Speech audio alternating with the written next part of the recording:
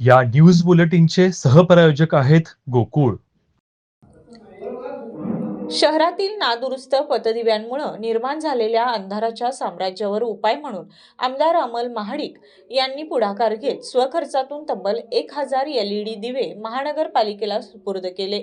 शहरातील उपनगरीय भागात पथदिवे नसल्याने गुन्हेगारी वाढत असून नागरिकांना मोठ्या समस्यांना सामोरं जावं लागत असल्याची बाब लक्षात घेऊन महाडिक यांनी यापूर्वी महानगरपालिकेच्या बैठकीत पथदिवे तातडीने बदलण्याच्या सूचना दिल्या होत्या.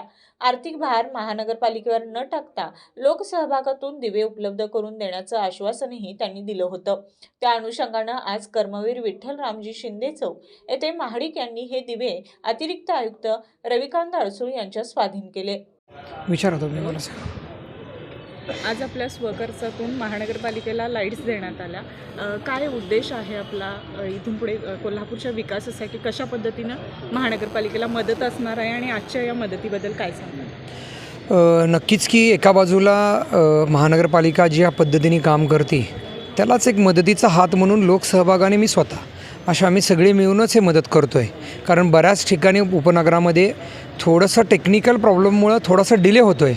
डिले झाल्यामुळे लोकांची गैरसोय होते. तो डिले होऊ नये या दृष्टिकोनात कुठेतरी मदतीचा हात देण्यासंदर्भात यातनंही भूमिका घेऊन आज 1000 LED लाईट्स मी शहरासाठी आज दिलेल्या आहेत, जेणेकरून उपनगरातल्या सर्वसामान्य लोकांच्या म्हणजे त्यांना मदत होईल या दृष्टिकोनातून. नक्कीच म्हणजे याच्या संदर्भात प्रशासनही ॲक्टिव्ह आहे. त्यांनाही थोडंसं मदतीची थोडीशी गरज होती, कारण तो गॅप पडतो जो टेक्निकल इश्यू आहे त्याच्या संदर्भातला, आणि तो आज नक्कीच त्याच्या संदर्भात आज बैठक पण झाली, अधिकाऱ्यांची चर्चा झाली. 8 दिवसामध्ये तो सॉल्व्ह करून घेऊन शहरामधले नक्कीच 100% LED बल्ब जे गेलेले आहेत ते बदलणं आणि त्याची दुरुस्ती याच्या संदर्भात सकारात्मक चर्चा झाली. नाही तर पुढे जातो आपण याच्यामध्ये. यावेळी शहर अभियंता रमेश मस्कर, सहाय्यक अभियंता विद्युत पुजार, कनिष्ठ अभियंता अमित दळवी, मुख्य अग्निशमन अधिकारी मनीष रणबिसे, प्रितेश जोशी, ओमकार वर्दे, दिलीप आयरे आदी उपस्थित होते.